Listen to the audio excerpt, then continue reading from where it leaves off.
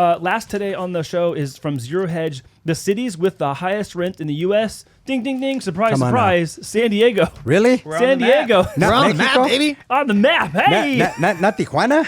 No. So they probably spiked up in rents too these last couple of years. They have, actually. No surprise at the top, guys. New York coming at the top spot. Jersey City, San Francisco, Boston, Miami, San Jose, Arlington, Virginia, and then San Diego. San Diego, number 8 spot for highest rent in the country. That's crazy.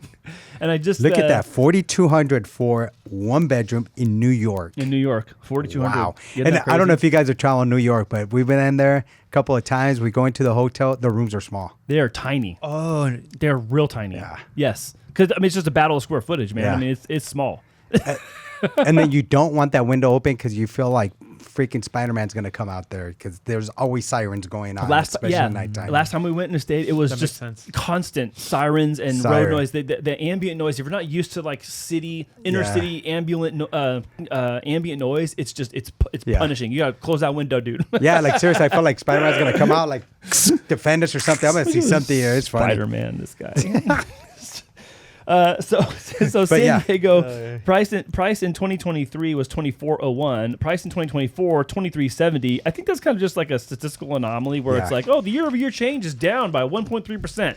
Okay, I told you rent's going down. Big whoop. Go back to 2020 when the rent wasn't $2,400. It was like $1,700, and now it's up. Yeah, we're down 98%. It's up 58%. And you're like, it's down 1. Yeah, big deal.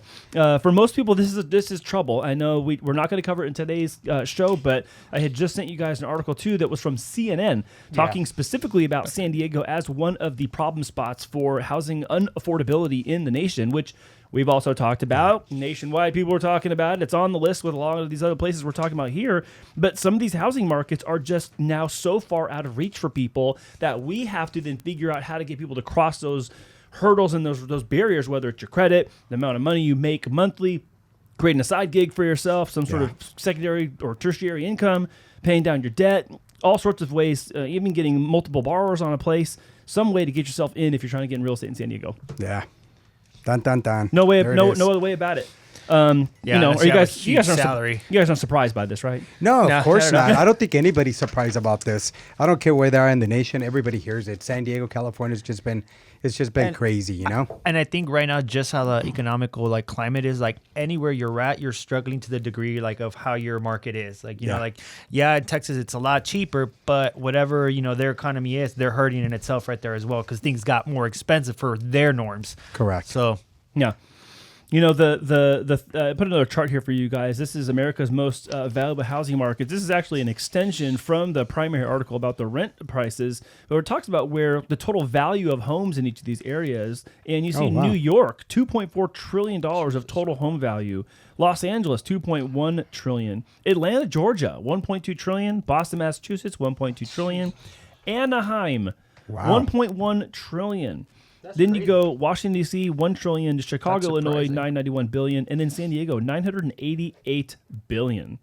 And the one thing that is just so interesting to me about that specific number is number one, how close it is to $1 trillion. And that's only likely to be surpassed. Likely to be surpassed pretty quickly. It might even happen in 2024. We have seen price stability maintain its course. And so this figure being a look back at 2023 means we're likely to cross the $1 trillion mark this year. I'm interested in that. And you have 3 of the top 10 in California. Yeah. And again, it just all depends too, right? I mean, we've seen, price declines quite a bit these last month in comparison to last year. Yep. It is high, but that's also because of the rates. Yeah. The rates are a little bit higher than the norm also.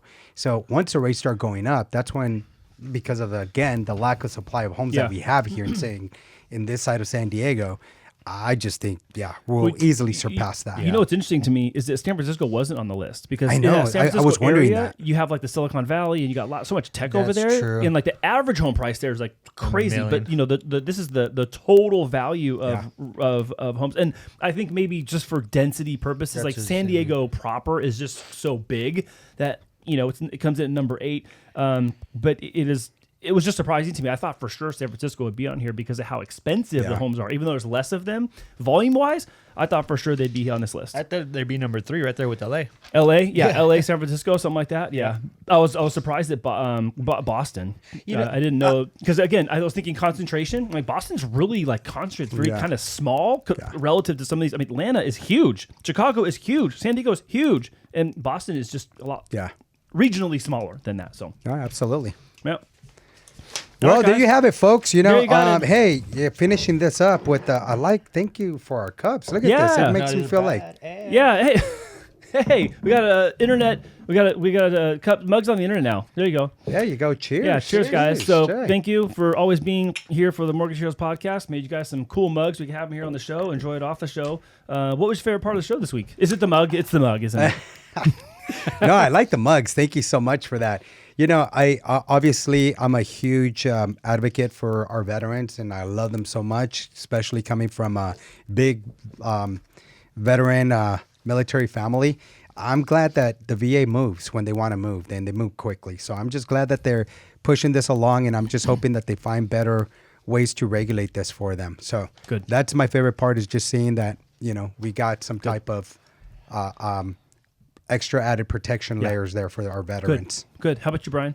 I really like that we brought up the fact that the Fed pushed back on the Biden administration and gave them a little like kick on the chin. Okay. Like, all right. Like, All right, I'm going with VA as well. I'm really glad the VA moved quickly on this. I was hoping that there would be a ruling on this in time for July 1st. There isn't, but that's okay. I mean, it is before July 1st now, but they're not going to implement this till August 10th, which is fine. There's not too much of a gap in time in the larger scheme of things.